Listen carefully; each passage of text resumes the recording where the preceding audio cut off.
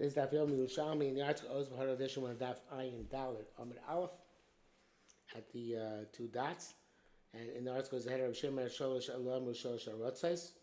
In the Vilna, there isn't no header, but it starts from Isa Chamei at the top of Chavav and Ralph. Okay, so the Gemara says there's an irony here. An anomaly. According to Shevi'is says only Shalosh Harotzos in Yehuda. The rest of the lands, there are no Shalosh, different Harotzos. Everything else, you go after Har HaMelech, which means after the mountains in Yehuda. So the Gemara says, whatever goes in the valleys in Yehuda, in Emek Yehuda, Eino Ochel Ad Har Yehuda. It does go after Har Yehuda, even though it's in the same general vicinity in Yehuda. The Emek Shebegalil, and the Emek in the Galil, Ochel at Har Yehuda.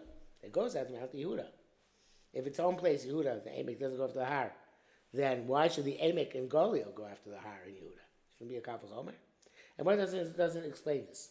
Doesn't resolve this anomaly. It just leaves it as an anomaly. But the Kavanaki in the background is on name Mishal Yosef Pshat. He says that in Yehuda, any place other than the Har was in Midbar. It's Midbar Yehuda and Midbar Negev. And in Midbar, there are variables. Depends how dry it is, how close it is to water, etc., etc.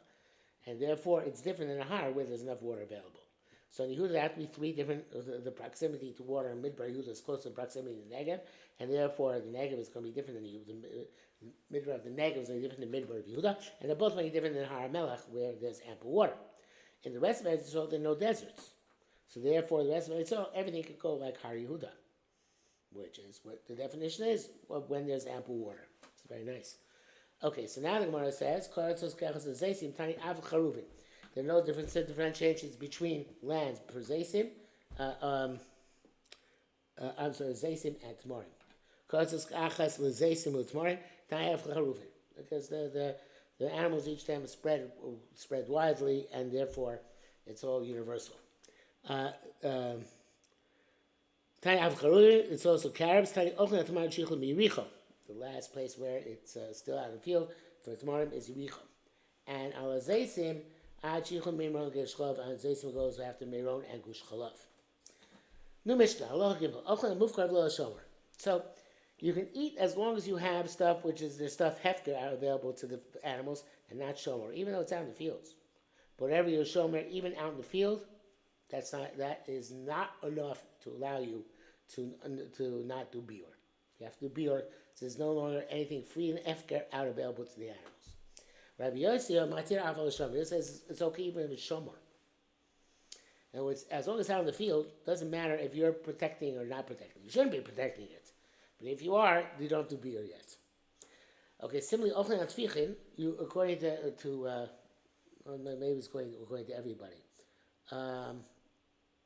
But if you have, we'll question what type of to when can you go after seeds? Which seeds? So we go even on the hard, dry seeds. That's enough. You don't have to biur because birds can eat them. So it's not considered kol behem min hasada. Valadufra, you can also eat the second crop, even though the second crop is inferior to the first crop, so this will be available to the animals. Avalos, but not on grapes which never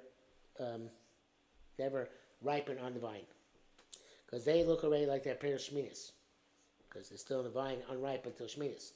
So therefore, you can't count them as to allow you to not do the biur on shmita. So Vida says, as long as they were mevaker, they start growing before the harvest of the 7th year took place, so therefore they're considered to be a vestige of the 7th year, and you can eat on their basis without doing biur. Okay, says Rabbi Shimon. Our mission is Rabbi Shimon. How so?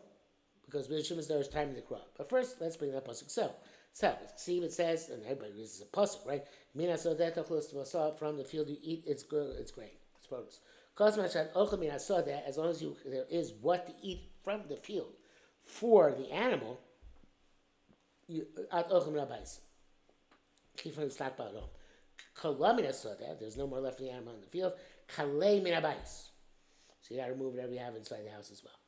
Now we get to Rabbi Shimon. My time, Rabbi Shimon. What's the large Rabbi Shimon? So Rabbi Shimon, we know, is Dorish time of the Krah. And the Gemara says, he says, even if there's stuff at Shomer they can reach, you try to prevent them from getting to it. You try to prevent the animal from getting to that food. You possibly can't even get the food because it's Shomer, even though it's out in the soda. So therefore, that's insufficient. That's not enough good enough for you to continue eating without being beer.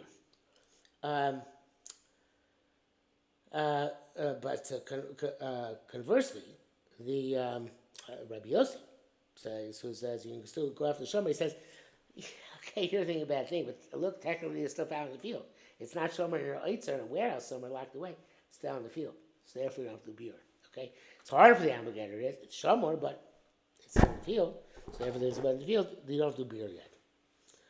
Okay, it says Gemara further, you can use the hard kernels. Masis Rabbi Yossi, says Gemara, our mission is Rabbi Yossi. The Tanya we learned, Ein ochlim al tvichim shabako.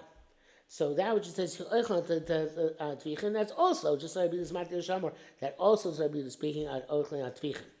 Because the Bryce said, you can eat the way tvichim shabako. Rabbi Yossi says, sorry, Ein ochlim al tvichim shabako. Tanakama says in the Bryce, you can't eat based on tvichim shabako, because they're not considered to be real produce of grain, and the real produce of grain is gone for the animals already. And so he says, no, which presumably is the latest time that the tfichim was hard to seed around, that's enough in order to be matir, not to do beer. Okay, then there is Gemara says, here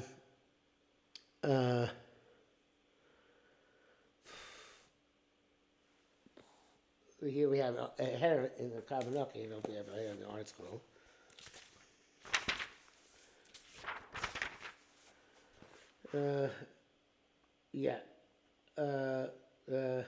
First I had an Ochlan Tfichim, which we just did. And now we have had you the Matir Kol Zman. Okay, so the on that we say Matir Kol Zman. Rabbi Yossi said, having somebody around say, Mapi Rabbi Rabbanim B'Sid Vonios. What do Rabbi Rabbanim argue about B'Sid Vonios? Whether that you can lie in sidvonios and not do beer, or dufrin, but if it's a poor quality, second produce low, there's no machlekes. This time we learned in a brisa, here mati bedufrin, it allows you with dufrin. Now this is different. We said before. Because in the Mishnah it sounds like whatever you use mati or tanakama asers. That's only sidvonios. So we learned that Bina argues also on duprin. It's machmer. He says you're allowed to eat on them only if these duprin already in the full developed, as far as it's going to get, in the field before the end of the kites. So even though the second produce is not good enough unless it grows well, it starts well into Shemitah. And it's grown enough until before the harvest takes place. Okay, so that's right. He says, even duprin is good enough to rely on not to beer, but they have to be there outside before and growing before the general harvest takes place. You saw together three types of pickles. So we have to go by the first type pickle. When the first one, which is kol chaya, I mean, I saw that at that point you have to do beer on all of them. And Yerushalmi Shevi'is even go by the last one, but that one's kol chaya. Later on, that's when you have to get rid of the other ones. And kosher kol, it depends. Kosher kol mean I saw that anything was no longer exiting the field. Yavar mean it's got to remove it from the jar, and you can keep the other substances who still not yet at the time of pure. Rabbi Shimon Omer says kol yerek echol lebir. He says all vegetables are lumped together. You don't differentiate among the vegetables, tomatoes, cucumbers, etc. So all lumped together, and therefore you go after the last two tomatoes. For cucumbers, last cucumbers and tomatoes, that's okay. Ochem bergila ach yuchlu segurios pebikas beisatova.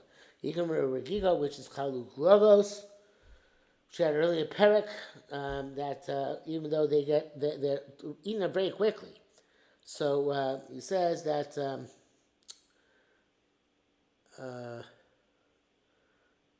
you can eat the normal ones until the Sagorios, which means the last ones, presumably, in.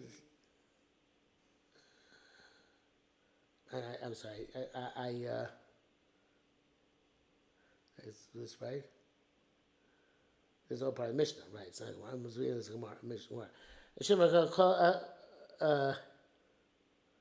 But Shem call yak echla bila ochem begila ad shichlu skis bigas base the doifus. So you can eat regila, which is the normal crop, in until the last crops, the segorios, are finished in base and tofa, because all miniarik echad hu. Okay, and segorios is something which Kamag says it's lasts a long time on the field, but we don't know exactly what this min is. And so that's the end of the Mishnah, and that brings us, I believe, to Ayin Hey and Aleph, the third line down, and we'll stop here.